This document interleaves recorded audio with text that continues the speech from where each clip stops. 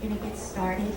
I want to welcome you all to the library, the KOH Library and Cultural Center.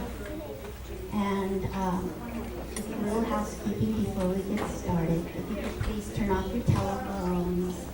And if you need to powder your nose, the facilities are in the foyer. If you have any questions or need anything, you can just give me the high sign and I will come and help you.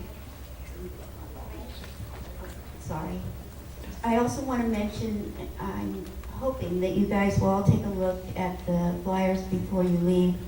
Mazon, which is the Jewish response to hunger in all people, is bringing a traveling museum exhibit here to Sacramento, and it will be here from Saturday, August 25th, or Friday, August 25th through the 30th.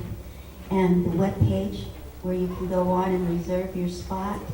Tickets are free, and it's a truly moving and unfortunately sobering experience, but you'll hear the stories of people, their own stories in their own voices, and then there's an opportunity to discuss what we can do moving forward to be a part of the solution in ending hunger. And Steve Rosenblum is coming again for a lecture on August 27th, and this time he's speaking on Jews and science. And one last thing that I want to bring to your attention is that the Shabbat of August 26th, Judge Aaron Forst is going to be speaking during services on Judaism and justice. And then following the Kiddush, where we have a rare treat, we will have a panel of 3 judges. Rabbi Taff will be moderating, and Mr. John Fish, who is here with us and is the president of the Interfaith Council here in Sacramento, is bringing representatives from different faiths. And we are going to have a discussion here in the library on justice, faith, and humility. And I told them there's one more. Women, wellness, and books. I've actually gotten kind of addicted to this new group.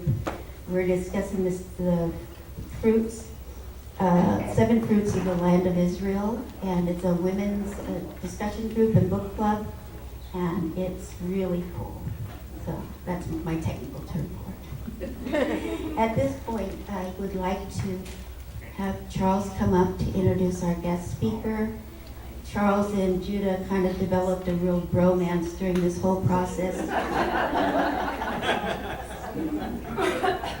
Charles jumped in and helped him with his PowerPoint presentation and saw to it that Judah had everything that he needed and that everything ran properly. So I think it's only fitting that Charles come up and introduce him. So, I got his bio, but the first thing he says, not much to say about me. I'm not very unusual, but I think it's more unusual than we both think now that I've got to know him a little bit. He was born in upstate New York, same year as the modern state of Israel was started. That makes it 70-something years? Something like that. 69, okay. He graduated from Boston University in 1970 with a degree in sociology. He then moved to San Francisco right after that to attend San Francisco State as a graduate student. In 2011, after 40 years in San Francisco, Judah moved first to Placerville, then to Folsom, and he's been living in Midtown Sacramento for 3 years now. And I don't know how long he's been with our congregation, but while he was in San Francisco, he went to Beth Shalom, a very conservative, large synagogue in San Francisco. And then he's moved to this area, and he's been an active member, and we can tell how active he is. He's going to give a presentation. So without further ado, Mr. Judah, please take center stage.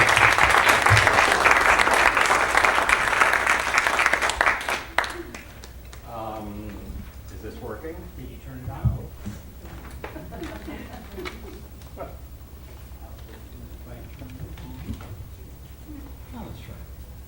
Hi. I'm very appreciative appreciative that you all came today. And it's a great movie about my family. It's a 38-minute movie about the Rivlin family. There was a reunion in Jerusalem in 1982. And my cousin Lily Rivlin made this film about that. There was another reunion in 2009, and there'll probably be others. I did not go to them, but this is their film. But first, I'm going to talk about me, my story. You know, I know most of you, and most of you have shared your families with me, and I don't get to do that because almost all my family is under the ground in New York. So this way I get to share my background with you, and I'm going to be extemporaneous, so it may be a little bit disjointed, and it may be when I start talking about the Rivlins a little confusing. I get confused at times. So anyway, just bear with me, and I hope you enjoy it.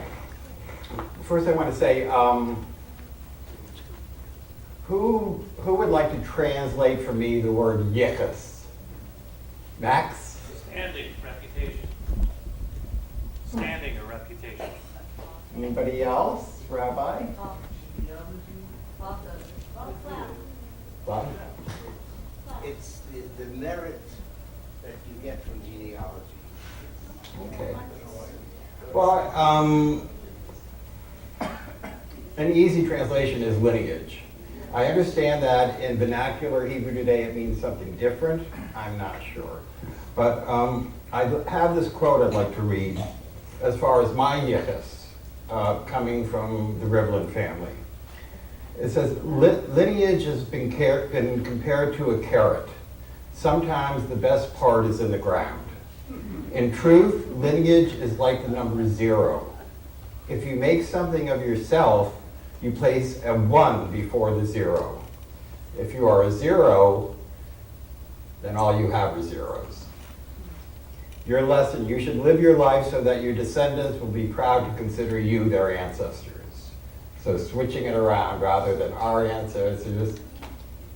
Anyway, that said, I'm very grateful to be a Rivlin. Grateful and proud to be a Rivlin. So, this is my story. That's where I came from. That's why I'm here. This is my parents' wedding photo in Utica, New York in 1942. They were both born in upstate New York. She was from Utica, and he was from Mexico. Mexico, New York, a little town. All the parents, both the parents were born Orthodox, but they became conservative. And we were a conservative and still are conservative Jewish family. Because they came from small towns, especially my father, they didn't have a Jewish education. My father could not read Hebrew. Yet they were totally devoted to their religion, to their synagogue, and to the customs. Now, we grew up in a small town, but we had a kosher home. You know, we had to get our kosher meat from 2 hours away. So where my parents couldn't read a line of Hebrew, we had a kosher house, and we knew about the holidays and whatever.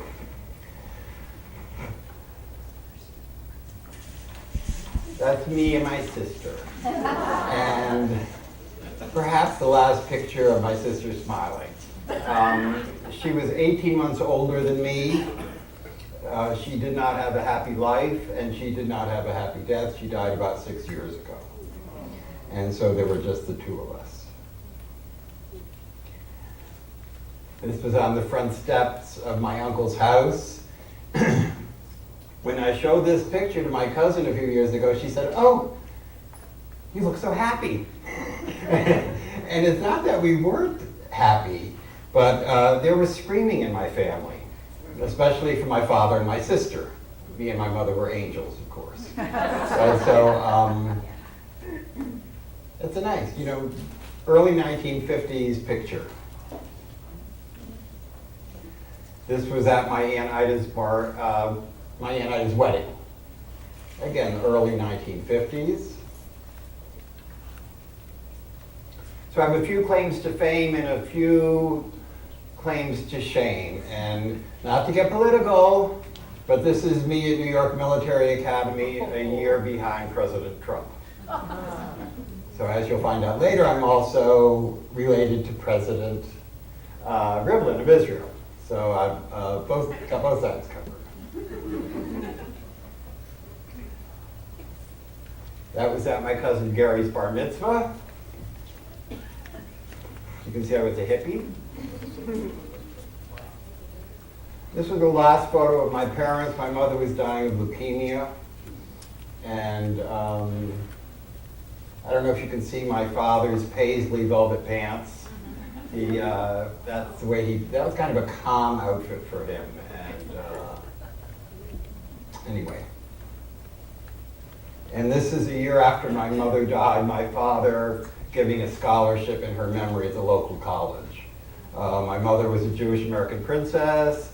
She had furs and diamonds and convertibles and played golf, but she was also a domestic goddess. She sewed and cooked and knitted.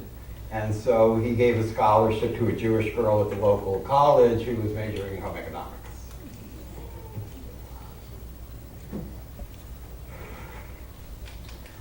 This is my father's grandparents.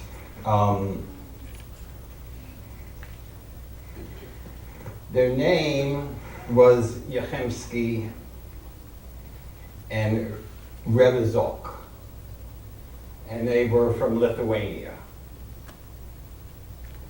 That's all I can tell you about them. This is my grandfather, Rosen. So the story, this is him and his 8 siblings. And one of his sisters had come to America before the rest of the siblings, and she had married a German Jew named Rosen. So he decided that would be an easier name to deal with in America than Yechemsky. So we became Rosens.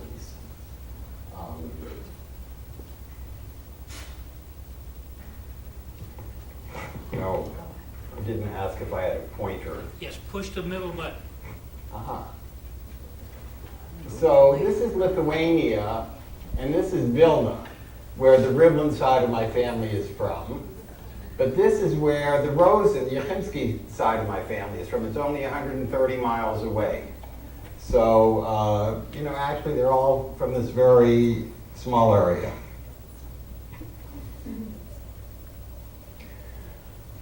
This is my grandmother's parents. And this is the original Yudel Hirsch. I'm Yudel Hirsch. I was named after this man. And their family name was Post. I don't know their original family name. And they emigrated to Syracuse, New York from Lithuania with their 3 daughters. 4 daughters. And these are the daughters, and the pretty one in white in the center is my grandmother. And, it kind of looks like there's arenas or something, but they all worked in factories. I think this was either the Rosh Hashanah clothes or maybe even clothes belonged to the photographer, but they were hard-working girls. So this is my father's parents. I think all the good looks in the family come from my grandmother, but so does all the mental illness in my family, which there is a string of in and out.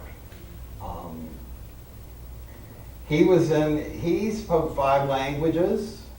He was in the Russian army and fought in the Russia-Japan War, and he had a bullet hole in his neck. And his voice was very soft because of that.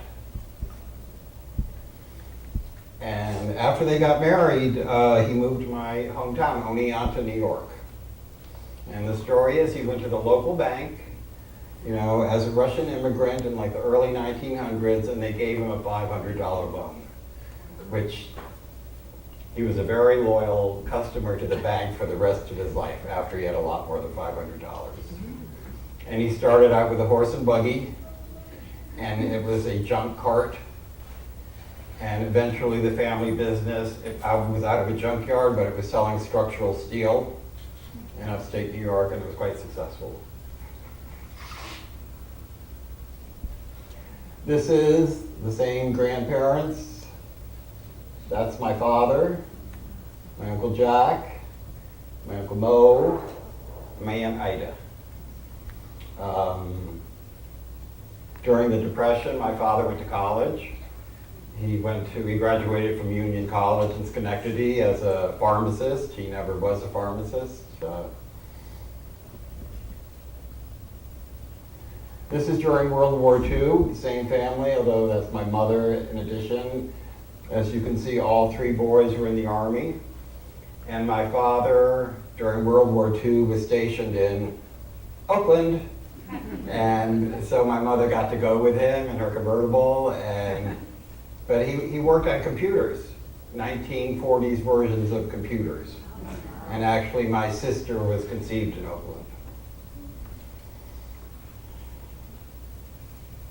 This is my grandparents' 50th wedding anniversary. So that's my grandfather, that's my grandmother. By the ravages of mental illness, she had had shock therapy and other things.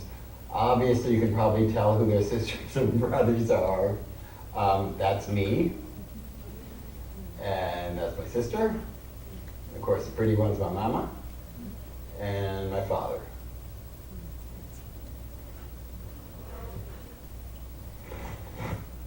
So now we go to the other side of my family, and this is my yichus from the Rivlin family book.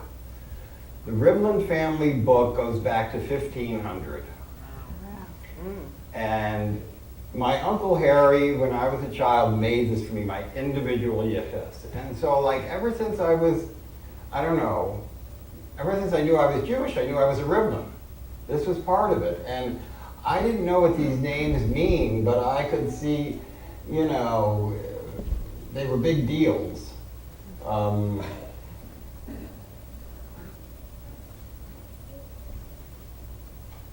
anyway. This was my grandmother's brother at their father's grave in Jerusalem. So this was my mother's parents, my grandparents. And she is the Rivlin. And he is Samuel Markson. And she was 16 and he was 21, and that was in Jerusalem. He was a yeshivi bacher. He came from Pennsylvania. He was born in Pennsylvania, and he had a maiden aunt who wanted to die in the Holy Land. So this was in the 1890s, and he came with her. And although my grandmother was a Rivlin, part of this huge family, she was also an orphan. Both of her parents had died. So they got married, came back, and sent for her. When you think about it, a 16-year-old girl in 1900 leaving her country, her family, everything she knows, and going on a boat by herself to this new world. And, coming to Utica, New York. And my grandfather also started out with a horse and buggy.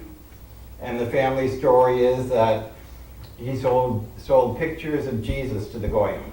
And when he came home at night, my grandmother took them under the bed. But again, he became successful. He had 3 furniture stores in upstate New York. I want to veer off a little bit here. This letter just came to my attention a few years ago. And so that was the story I knew of them. I didn't know anything. Interestingly, her father had 3 wives at different times. They all died, as did he. His father had 3 wives, and they all died. So, anyway, so this is a letter from him in Jerusalem to his family in Syracuse. And this sheds a whole different light on the story. So, this is from my grandfather at about the time when this picture was taken. Last week I was called to the house of our teacher and rabbi, the Gaon Rabbi Samuel Salant, And he showed me a letter from Rabbi Rashi Finkelstein of Syracuse, in which it was written as follows.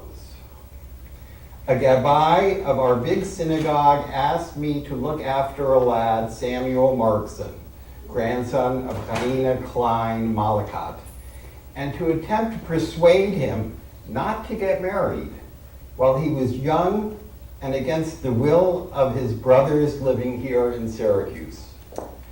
And they would be willing to support him so that he could devote his time to study the Torah of God.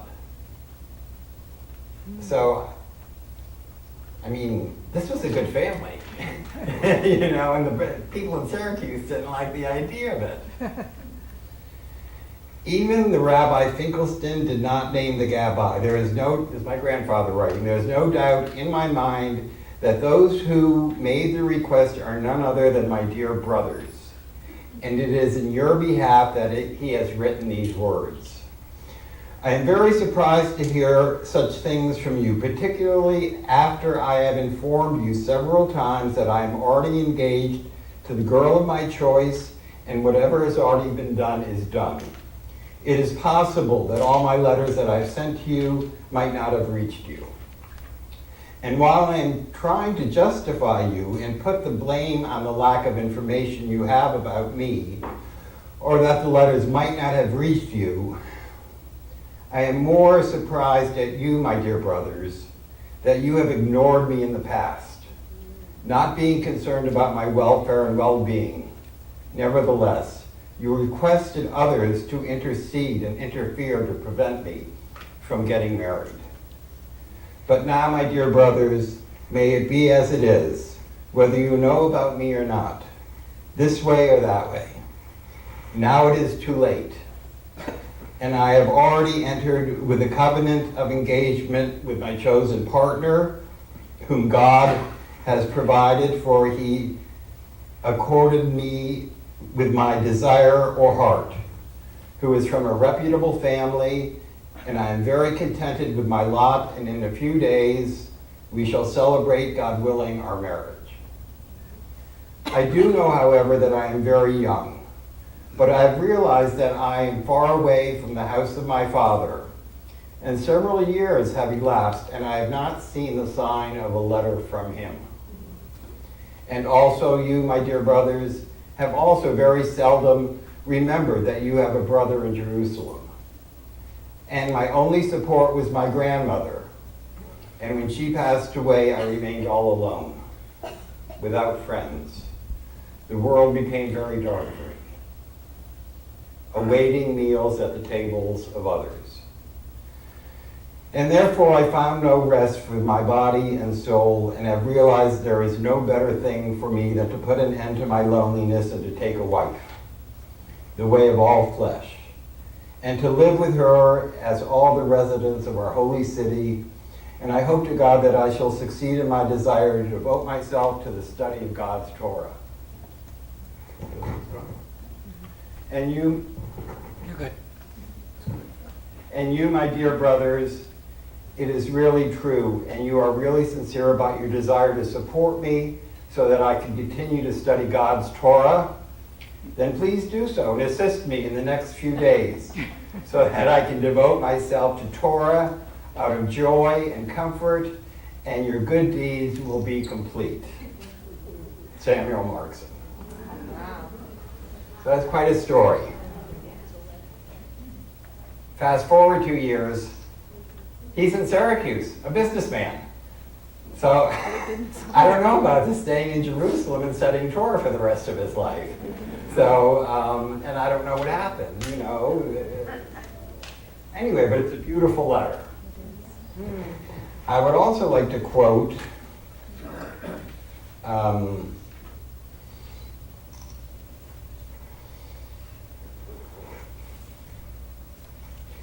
this is from Yosef Yoel Rivlin's diary, and I will tell you more about him later, but this is about their wedding.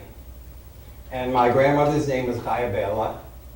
She became Ida here. And he wrote this in his diary.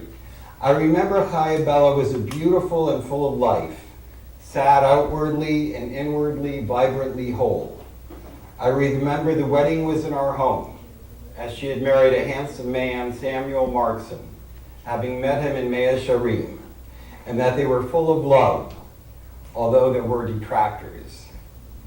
Though he was diligent and learned, it was suspected that he smoked on Shabbos. Definitely my grandfather. Their wedding is engraved in my mind. The joy of it made noise and happiness in our house, even removed the fear of death. Not long after their wedding, they went to America, where he had relatives and made a name rich and wealth.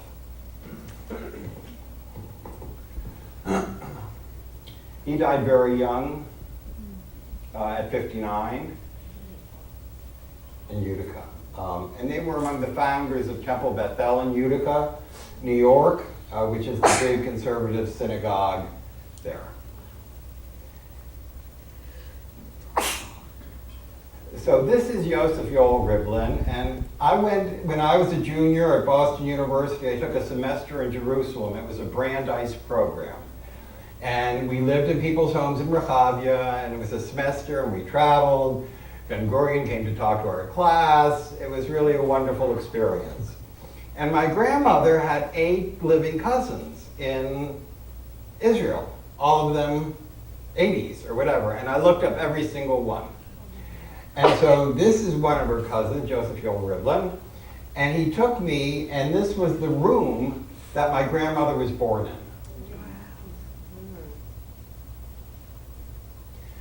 Now is when to get a little disjointed. So this is him, Yosef Yoel Rivlin, and his wife, Rachel. They are the parents of President Rivlin of Israel. And I lived near them in Rehavia, and they would have me over Friday night. They had like salons. It wasn't a religious family. And they were just wonderful to me.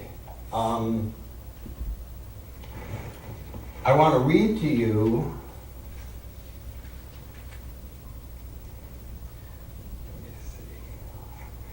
about Yosef Yoel. He was proposed for president of Israel himself in 1952 from the Herut party, predecessor of the Likud party. He attended an Arab high school in Jerusalem, and in 1917 he was deported to Damascus. He received his PhD in Frankfurt, Germany. He was an Arabic scholar, and he translated the Quran and 1001 Nights into Hebrew. He wrote a biography of Muhammad and numerous works on Islamic law and history. Menachem Begin was one of the pallbearers at his funeral, which was attended by 1,000 people. His grandfather, and my second great-grandfather, was the leader of Kolel HaPrushim, the general council of the Mitnadik community. Rabbi, you want to translate that word for us? The Prussian were the students of the Gra, the building of one of the grandparents read Hill. He had in the genealogy of the wrote a book called That Torah about moving things. So Prussian were called people who separate themselves from the world and devote their life to Torah study.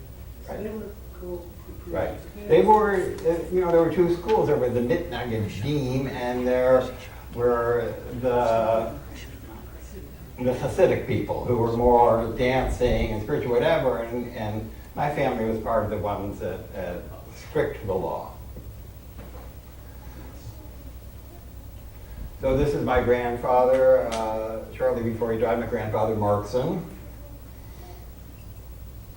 And this is, so that's my grandmother Markson, the one from Jerusalem. That's my uncle Arthur, who Lou knew in Utica. Lou, our Lou Weintraub, was in Utica in the 1940s, and he knew my family. My father, and again, the prettiest one, my mama. And actually, this is my cousin Dorothy, and she graduated from from Brandeis in 1956 and made Aliyah and is still living on a moshav. And 2 years ago when I went to see her, I saw her and her 4 kids and her 15 grandchildren. She was the only one from my family who, I was thinking this morning, I have a total of 12 cousins from both sides of my family. 4 of us didn't get married, and I'm the only gay one, and 6 of us didn't have children. So it's kind of an unusual, and there was really no scandal until I came along. But I mean, like, you know, the worst thing was that this is my cousin Norman, and he graduated from West Point. Everybody in my family said, where did he come from?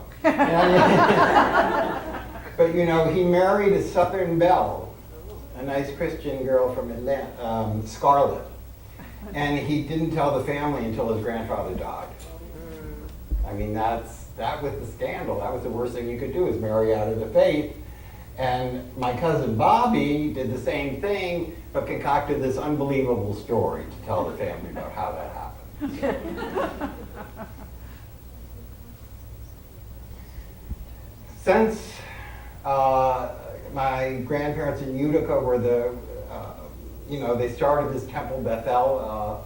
Most of you know Randy Pollock, and his family is also part of this synagogue in Utica, New York. And so they bought the cemetery, and not long afterwards, my grandfather died. So they got the very front plot in the cemetery, just because it had been bought. And then they had talked for the children, and kind of nobody knew, they weren't assigned. And my mother died very young. And my Aunt Esther had been my mother's best friend all her life, such a good friend she married my mother's brother. And so this is my mother's plot, and when we found out which one was going to be her plot, Esther said, leave it to Goldie to get a front row seat. So that's my family in Utica. When I was lucky enough to go to Israel 2 years ago with Rabbi Taft's trip, and this man, his name is Jules Feldman, and he lives on a kibbutz where he's lived for like 50 years. He's from South Africa, and his wife is a Rivlin. He married into the family.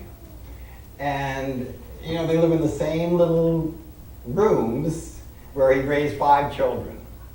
And, you know, for 50 years he has been milking the cows in the morning. This is what he loves doing. But he is also the family genealogist. So he milks the cows and he comes home and he does the genealogy. And you can ask him anything, you know, and he'll tell you. We had a wonderful website, the Rivlin family website, but it got hacked by unfriendly people too much, and so it's gone.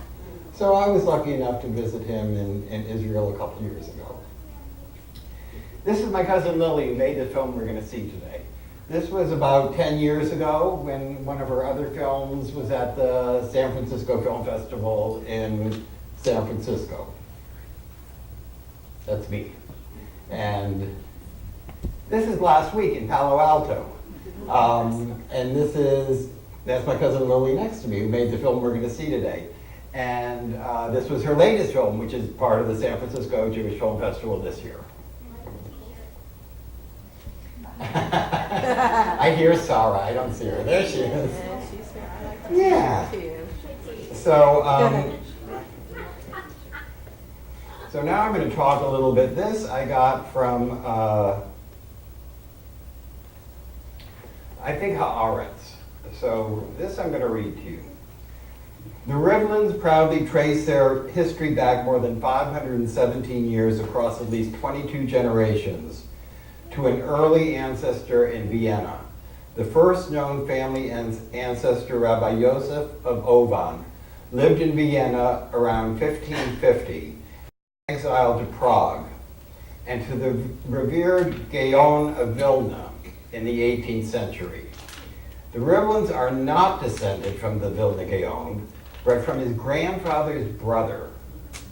I don't know. It seems to me the grandfather, and we are, you know, something the same, whatever. But I mean, actually, President Rivlin says he's descended from the Vilna Gaon. He's not. I mean, he's not one of our great-grandfathers, but whatever.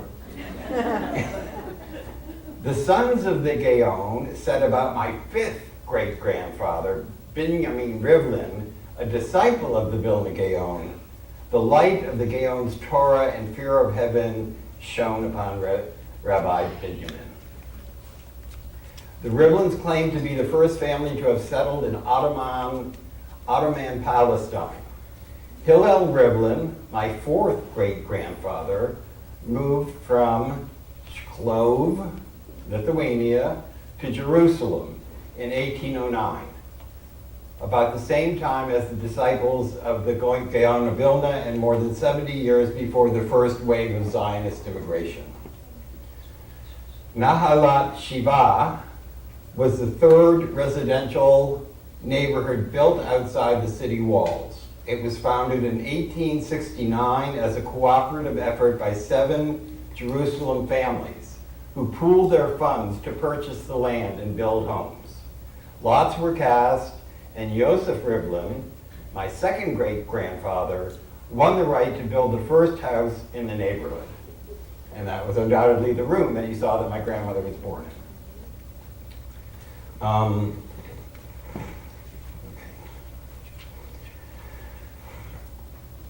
My grandmother's father, Asher Rivlin, was among the first founders of Ezrat Nashim Hospital, now called Herzog, was married 3 times and widowed twice, and died at 41. This is another story I just found out recently. A son was born to the first wife. My grandmother was born to the second wife, and she was about 11 when her father died. And from the third wife, there was a younger stepsister. The third wife had a daughter who was 4 years younger than my grandmother. This is a little blur article from the Washington Post in 1907. She married a man named Berlinski. Toledo, Ohio. Jacob Berlinski, a merchant of the city, although not denying that he was the husband of 2 women, was dismissed on a charge of bigamy. In 1899, he married Miss Fanny Richmond, daughter of a Chicago broker. 6 months later, they parted, and in 1901, Mrs. Berlinski was awarded alimony. Neither sought a divorce. In 1905, Berlinski returned to his old home in Jerusalem, where he married a sweetheart of his boyhood, my grandmother's half-sister, and brought her to Ohio. When wife number 1 heard about it, she came accompanied by her wealthy real estate brother, Harry Richmond of Chicago, and caused Berlinski's arrest. An attorney for the prosecutor informed the court that no case could be made because the defendant's second marriage had occurred in Palestine, and that people of that country recognized polygamy. So the charges against Berlinski were dropped.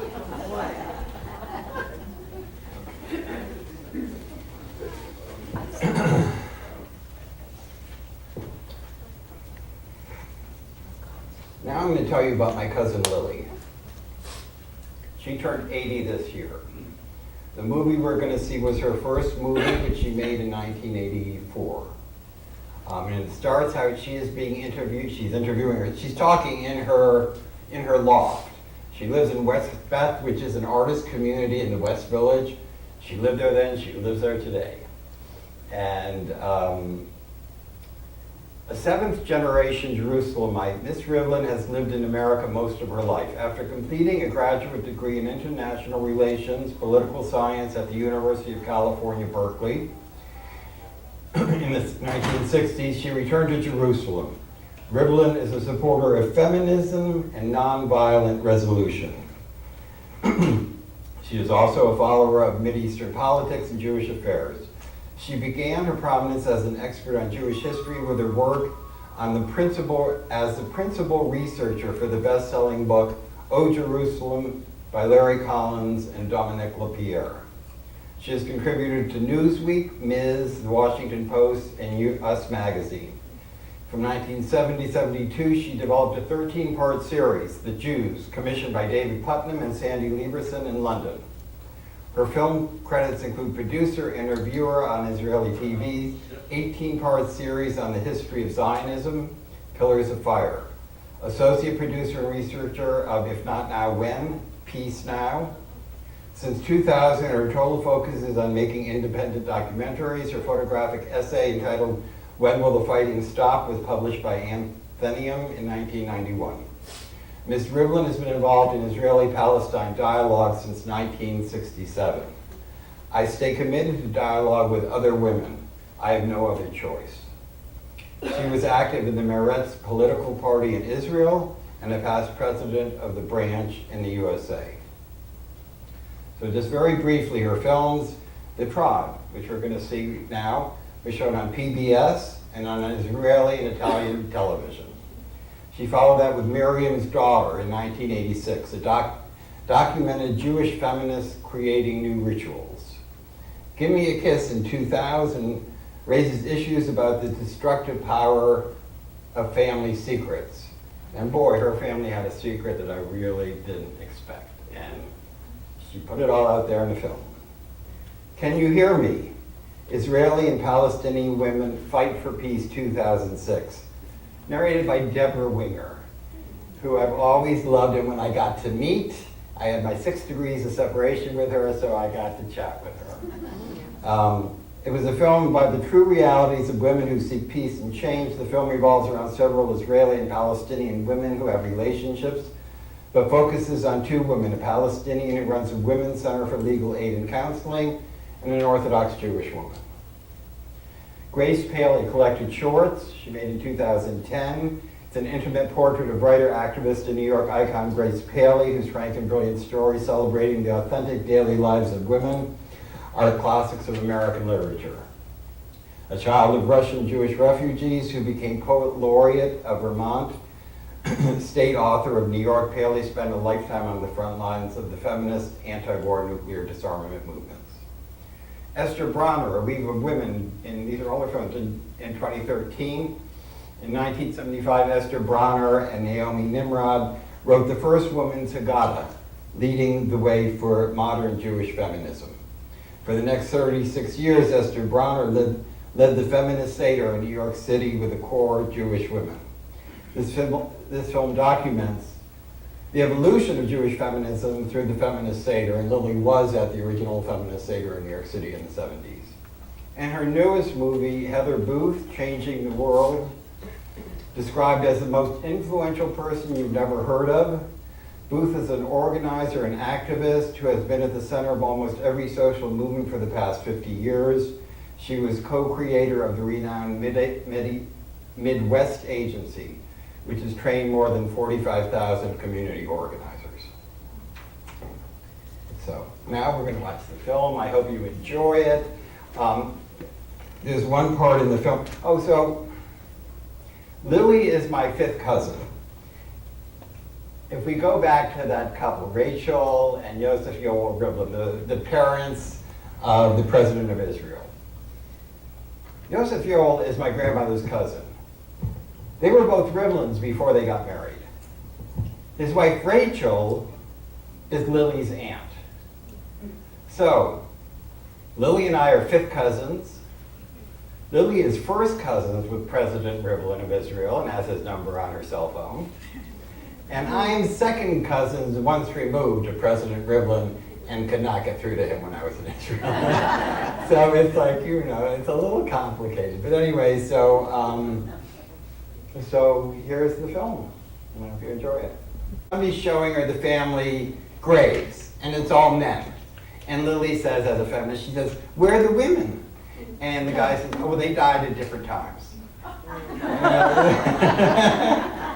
But also, in that clip, in the cemetery, you will see President Rivlin. You may not recognize him because he doesn't have a belly, and he's about 30, and he has a full head of hair. But that's Ruby Rivlin when they're at the cemetery in Jerusalem. Now we... Sound. Your mic is still on,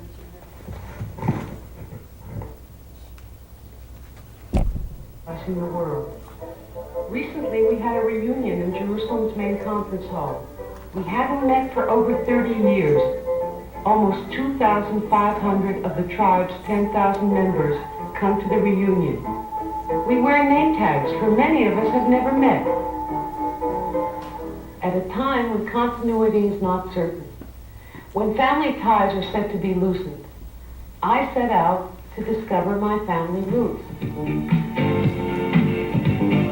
We are family.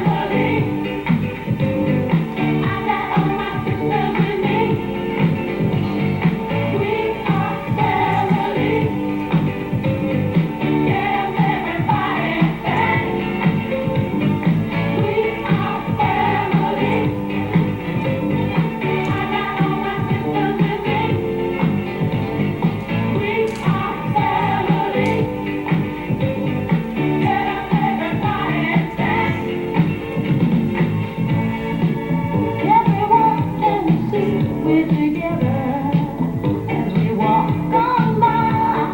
And looks like just my first of a feather. I won't tell no lie. All of the people around us they say, can they be that close? Just let me stay for a second. Can you imagine what it's like to be a member of a family of 10,000 and 2,500 show up in one place?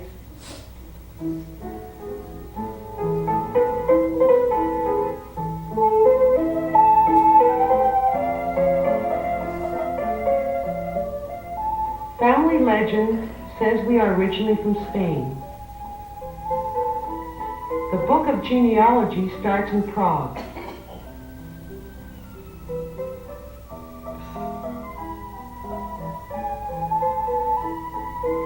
In the 17th century, we moved to Lithuania. At the end of the 18th century, our ancestors moved to a town called Shklov, where we took on the name of Rivlin.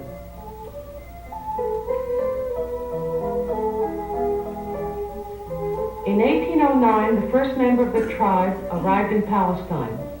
His name was Hillel. Family branches followed him throughout the century.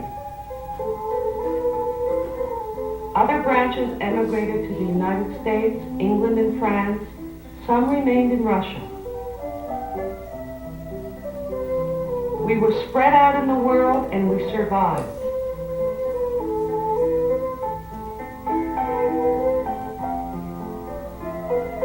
But it was in Jerusalem that the family became a tribe, one that lived close together within the old city walls. They took care of each other. Some of them even married each other.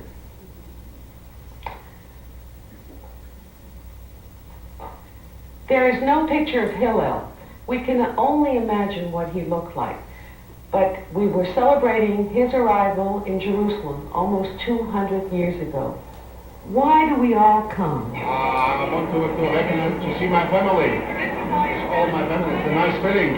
You are in the same place and you see over 3,000 people and everyone here is your family. It's a wonderful feeling. If it's cost me a lot of money, but if I have to come again, next year I will come again. My mother was living, my grandfather who was born in Snow. All my childhood I heard about them. Therefore I wanted to see how they look like. What do you think? What do you think about that? Do you feel like it's a family? Yeah. Well, I just wonder where I got this obsession with the family. Where do you think this mishigas comes from in me? My parents, please tell me. You were an outlaw, like me. You think, are you an outlaw? Ooh, I was one of the first outlaws. Why were you an outlaw? I was a black sheep. Why were you a black sheep? That's what they called me, the Tell black me sheep. why. They I tell don't me know I am, why. but I'm not anymore. I don't know why. I was...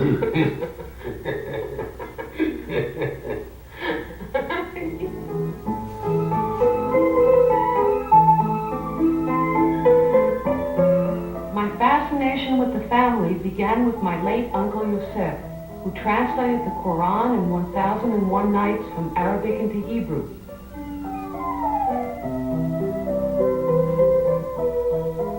He used to spin stories about the family when they lived in the Jewish quarter of the old city. Ancestors came alive, heroic. Through him, I learned about Yichus, our family lineage, and about our intimate connection to Jerusalem. I grew up in Jerusalem surrounded by cousins, aunts, uncles, an endless array of relatives. I thought everyone in Jerusalem was related. That's Minna, my great-grandmother, surrounded by her family. That's me, right underneath Boba Minna. I didn't know her story then.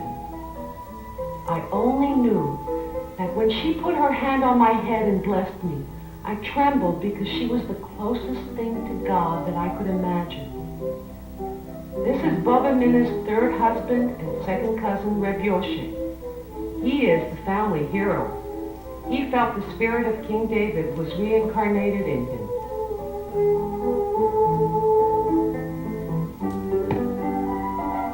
When Reb Yoshe and Baba Mina were young in the 1840s, there were 5,000 Jews squeezed into the Jewish quarter of the old city. At least 150 were their relatives. So the thing is grandchildren, we're all the great grandchildren. Where did you come from? I came from New York, but the family's here a long time, as you know. I am the grandchild from Yerushalayim, Harold Shapiro. And my paternal grandmother was the sister of the famous Boba Mine. My grandmother was Rashka, who was the daughter of Reb Yosef. Yes. Oh, so you were a great, she's my aunt's daughter. Granddaughter. Right. And this is your aunt. This is my cousin from Egypt. When I was 8, my parents, sister, and I left Jerusalem. I became an immigrant child in America with yearnings for my tribal roots. So when I received an invitation to the tribe's reunion, I knew I had to go. I contacted the committee, the elders of the tribe, the ones who organized this mammoth event. That's my Aunt Rachel, the family matriarch, formerly on the Jerusalem municipality. She's my father's sister, born Rivlin, married my Uncle Yosef, also a Rivlin. That's Asher, whose mother and father were both. That's Moshe from another branch, world chairman of the Jewish National Fund. And there's the man who made it happen, Gidon, a professional conference maker. There's an old joke in Jerusalem. If you throw a stone, you'll either hit a Rivlin or a dog. Everywhere I turn, there is family. President Nabon of Israel holds a reception for us. ברוכים הבאים, משפחת ריבלין. בתור עולה ותיק בירושלים. As an old settler in Jerusalem, I want to receive the Rivlin family, the new immigrants, who are only here 170 years, and I am already here 340 years.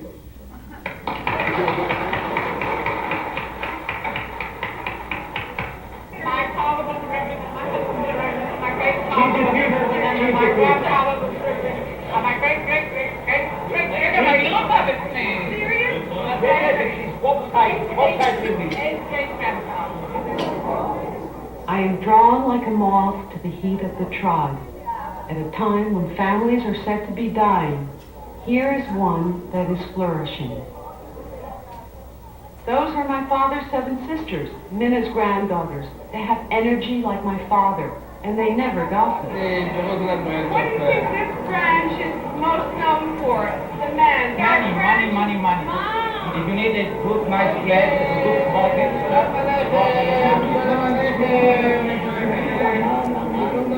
another place of the KOH, and they are known well in Jerusalem. Oh, thank you very much. Also a necklace of the Moshe. I'm both sides. I'm on both sides. These are the Shultons and Romarovskis. The rabbis, they are the mohels, the circumcisers, the undertakers. They preserve ritual from birth through death. We were all brought up, at least the grandchildren were brought up, with the memory of, not with all of the memory, but with the presence of our grandmother, who is our real tie to the Rivlin family, that is Rivka Leah Rivlin. It was her mission in life to raise 5 rabbis, and whatever that daughter would be, she was going to be a rebbetzin.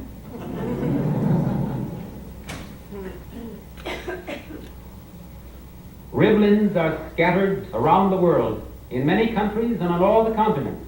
But the heart and center of our family, as for our people, is here in Israel, is here in Yerushalayim.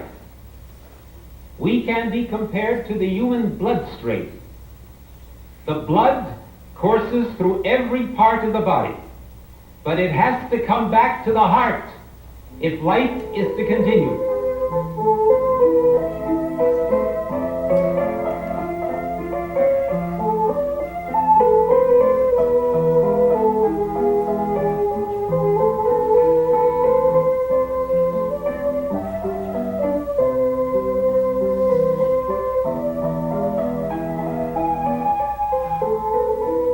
We walked around the Mount of Olives, my cousin Ruby and I, and Benjamin, the family chronicler.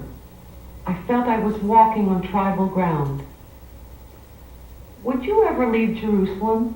Oh, of course not. Actually, I left for Eilat when I was in the army, and Eilat was a very new city, and I thought maybe I'll go and live there. And my father asked me, why should you? So I said, everyone should go. Everyone should go and build a country. So he said, but we built Jerusalem. I said, yes, but Jerusalem is the big city. So he used to say to me, yes, but Jerusalem was a very little city. A very little city. We built it here. It's our town. This is the tomb of Rabbi Eliyahu Yosef Rivlin, your grandfather's grandfather. He was a very big scholar and one of the most important rabbis in Yerushalayim. These columns were lying in the old city. They were remains of old buildings, and they put it on the tombs of the most important rabbis of Jerusalem. The tens of thousands buried on the Mount of Olives were laid to rest with their heads facing east and their feet west, so that at the resurrection of the dead, they will stand up from their graves with their faces turned towards Jerusalem. Where are the women? I never understand where the women are here. Well, the women died or later or earlier than the men. Therefore, they are not buried together. Although the women are strong in this family, tradition keeps them separated, both in the cemetery and in the synagogue. Now, look at the family tree, which begins 400 years ago. In each generation there has been a chronicler. They have always been men. Like his father before him, Benjamin records the family's history. That's the Gaon of Vilna, the great scholar of modern Jewish history, who led the opposition to the Hasidim. He told his disciples it was time to return to Zion, because when Jerusalem's population reached 600,000, the Messiah would come. The family split between the supporters of the Gaon and the Hasidim. Hillel was a cousin of the Gaon of Vilna, and the first Rebbe to come to Jerusalem. He was among a group of idealists who traveled for 10 months by land and sea until they reached the shores of Palestine.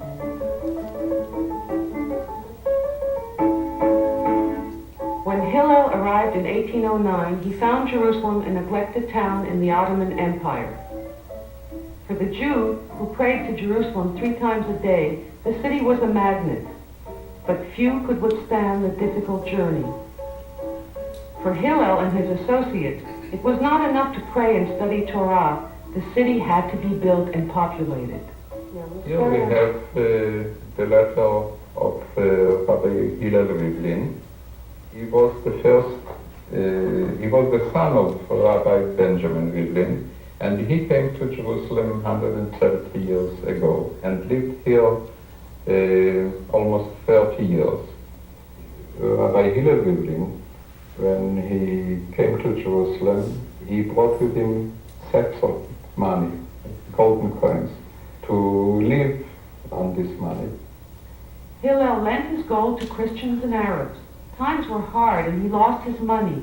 In a letter to his wealthy son-in-law in Shklov, he writes that he wants the money to buy wood to heat the synagogue of the family. Because, he says, if we don't heat the synagogue, then people will go to the other synagogues to pray. the family was so large they had their own synagogue. You didn't know that your father's grandfather was this famous rabbi, right? What did I know about it? Yeah. Nobody told me until they took me there. That. And 40 cents today will buy you a cup of coffee. The years in the Ripon family.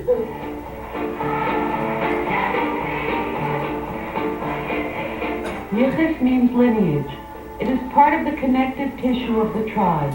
To my father it means little. To me it's part of my tie to this family. Past and present come together at family reunions. We watch a 4-hour pageant of episodes from the family's history. We are in the present with our heads turned to the past.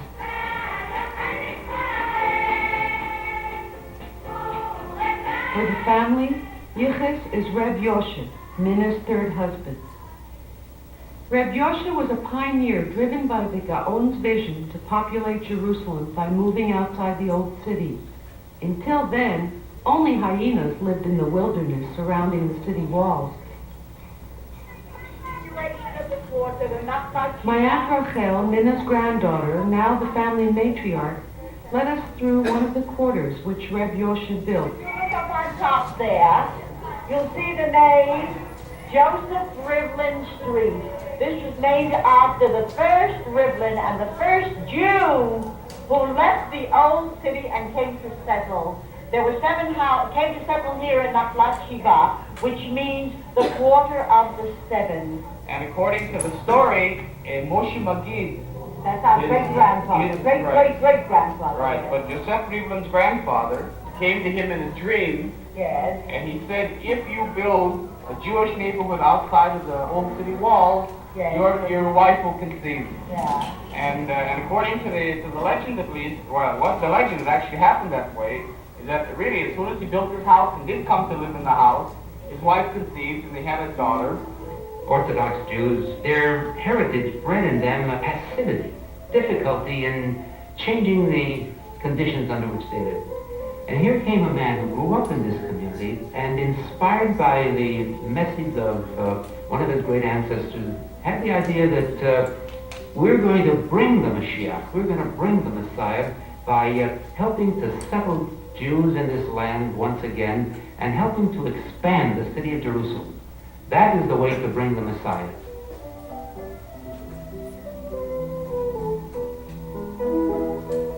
Well, I consider myself the 6th generation is Jerusalemite. That I was born in England was due to my parents. Grandpa did quite well in London at the time, and for some reason or other, I don't know why he left, and we all went to America, where I got my education, and then at 22 and a half, I came back here.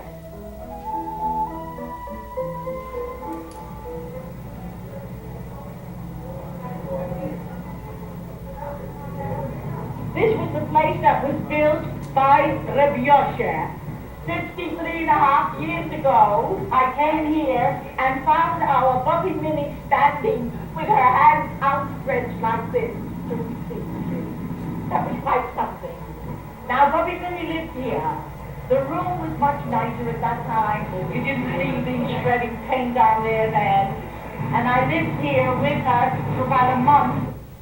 Minna was a 45-year-old widow with 3 children when relatives suggested that she marry her cousin Yoshe, also a widower with 9 of his own. Yoshe objected to the marriage. He wanted no more children. Oh, she's too old to have children, said the relatives. They married. 10 months later, Minna had a son. 10 days after his birth, Reb Yoshe died. Years later, Minna told her granddaughter Rachel, you know, those 10 months were the best time in my life.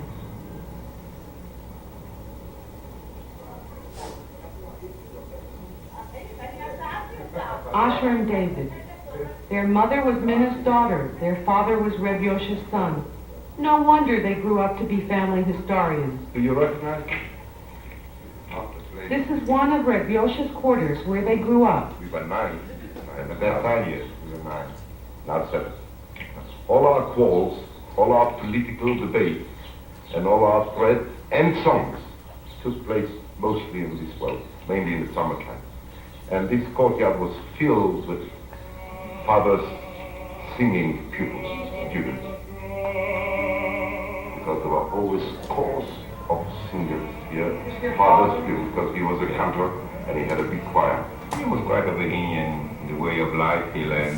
At that time, we were really on the border of the old and the new, the Yiddish and the Hebrew. You can illustrate it. You know, when we moved in here, we still went to Orthodox yeshiva.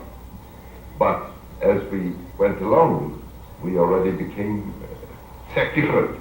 I don't belong to the same party. We never belonged to the same party. I was the black sheep because in my father's household, I went to a rather leftist youth movement, so-called socialist Zionist youth movement, whereas they remained conservative or right-wingers. still he's a conservative.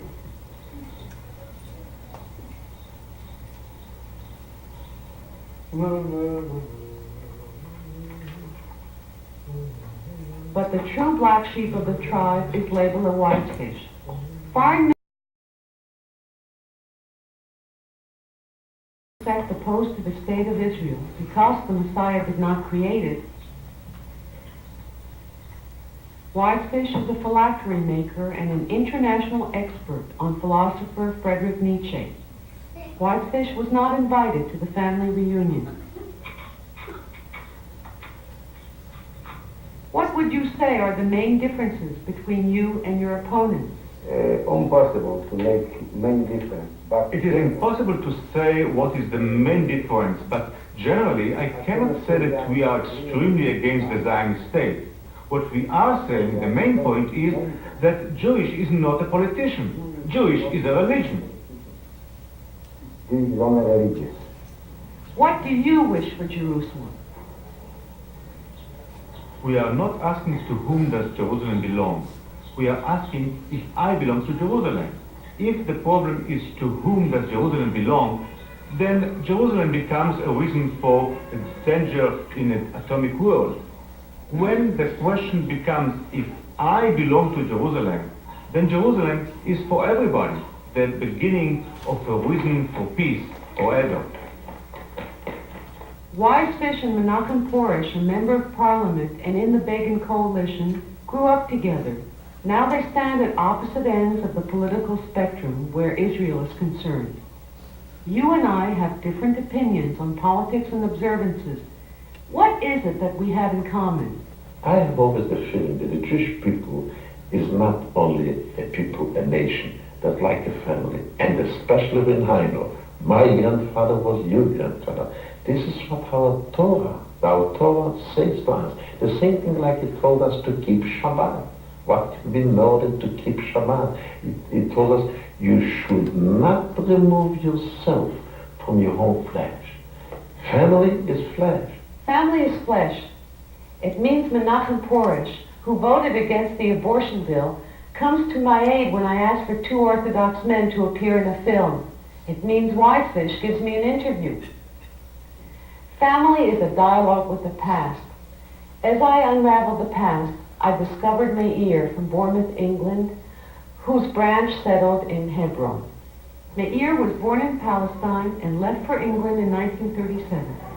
I lost connection with most of the family except my sister until my son volunteered during the 6 Day War. I've always been very aware that the family were connected with the state of Israel because my father was born in Jerusalem. My grandfather was born in Hebron. They always talked about Israel, so when the time came, I came. Do you think that we're aristocracy? Because a lot of people resent that. What do you think? Depends what you mean by aristocracy. I mean, there's aristocracy as far as monetary terms or blood or whatever you think, but aristocracy as far as how to do the Judaism, Israel goes, because you go back so far and it's pure blood. Do you agree, Daniel? You can call it, today you should call it in Israel aristocracy. I wouldn't agree with you. The only reason we survived as a family intact, the only reason that we survived, and the only reason that we've developed as a family is because we're Jews. And because we suffered over the centuries as Jews suffered, and we experienced, we were at some of the great turning points in Jewish history. There were riblins there.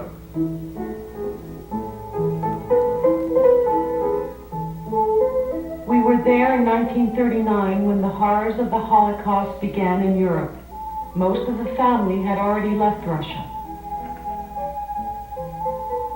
Dov and Norman, two cousins, remnants of a branch which was annihilated, took a few hours off from the reunion to visit Yad Vashem, the memorial to the 6 million. When I came here in 1939, I knew that I had here a family, but I haven't met them. In the year 40, about 40 or 41, they found me. I received a letter from them, came over to Jerusalem, found here not a family but a tribe, as you say, and since then I'm a part of them.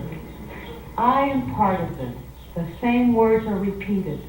Even those who did not grow up in Jerusalem feel related. I am Berta Rivlin, born in Russia, Grodno, 1898. In 1980, I married Misha Rivlin, who came from Moscow. My name is Fima Rivlin. I was born in Grodno, and as a small baby was brought to Danzig. We stayed there till 38, till the Hitler came to Germany. I knew that I had family in Palestine because my father told me he had met several of his relatives who were Sabras from Jerusalem, I think.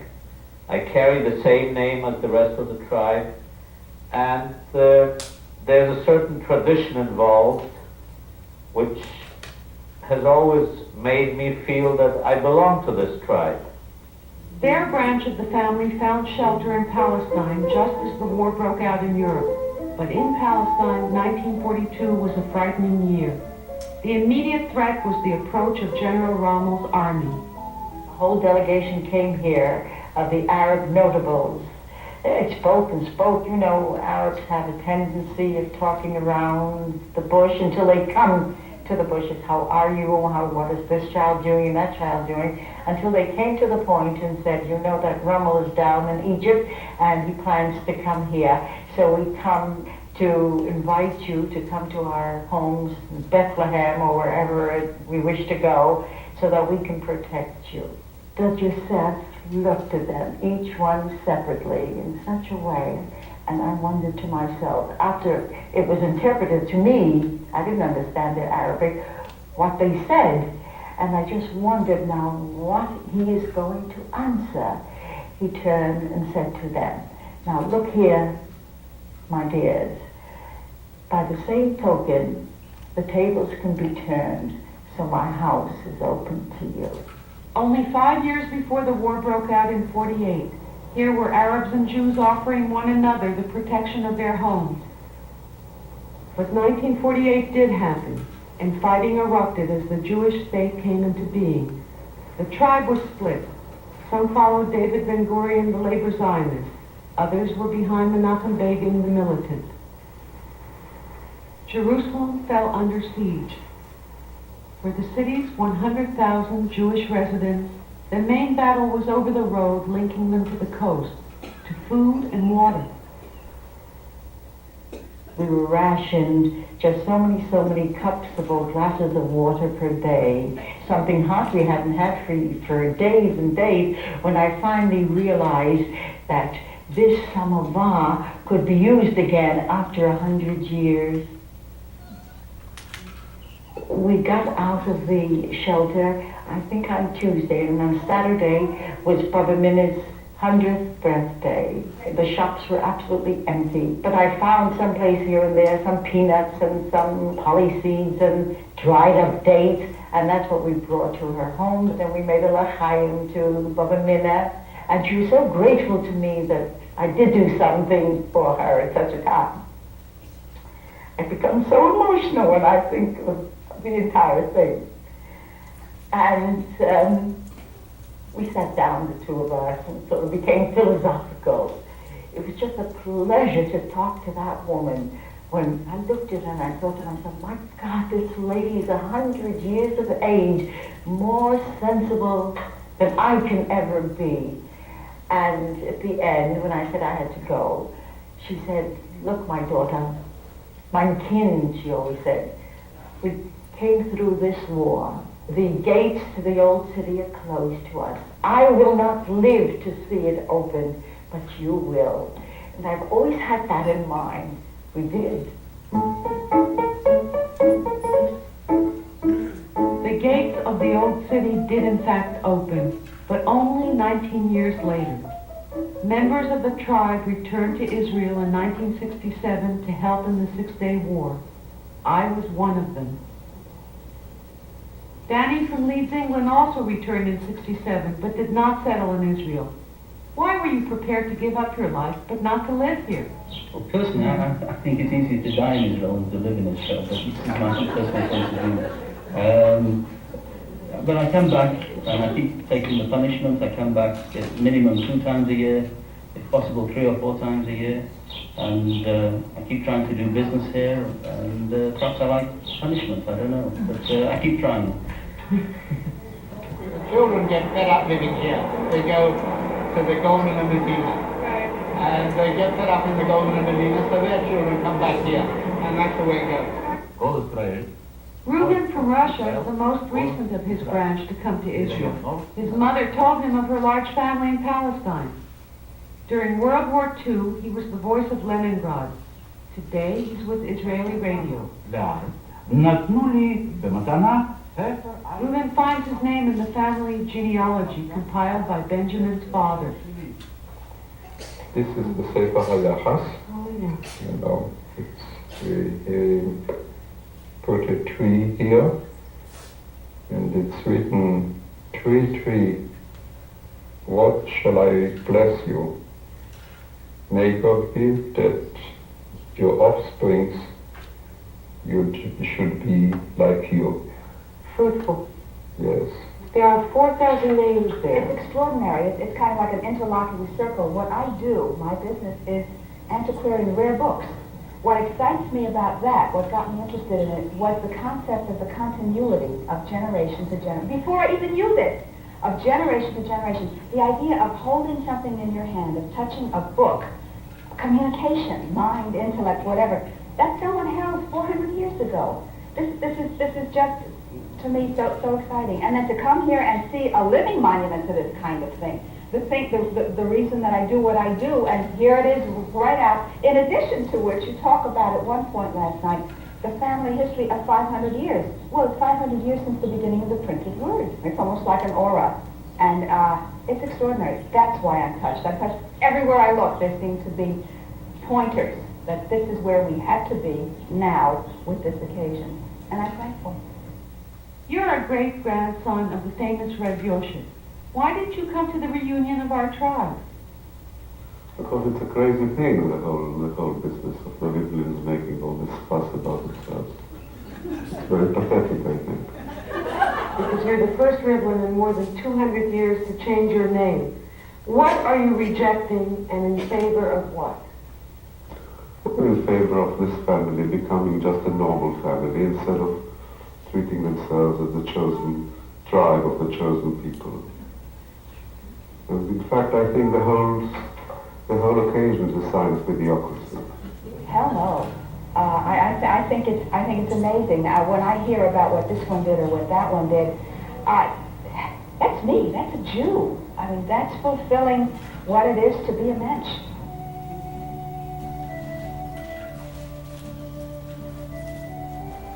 Another leaf is added to the Shulchan branch of the family as Reuben Levi and Diana are wedded. Like his father and uncles before him, he too will be a rabbi.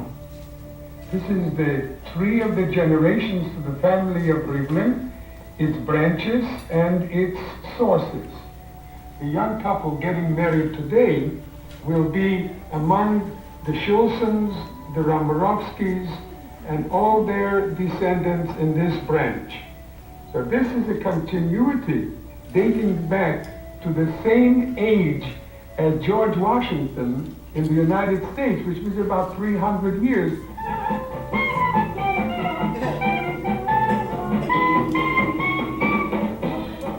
A generation goes and a generation comes, but the earth remains forever, and there is nothing new under the sun.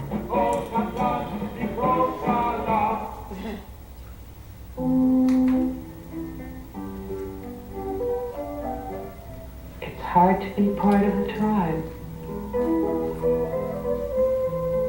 I'm aware of being alone and individual.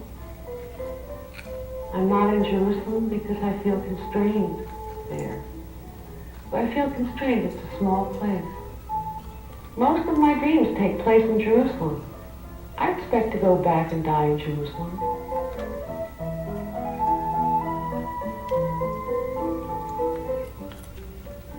What's the meaning of family? It means survival. It means you're not alone.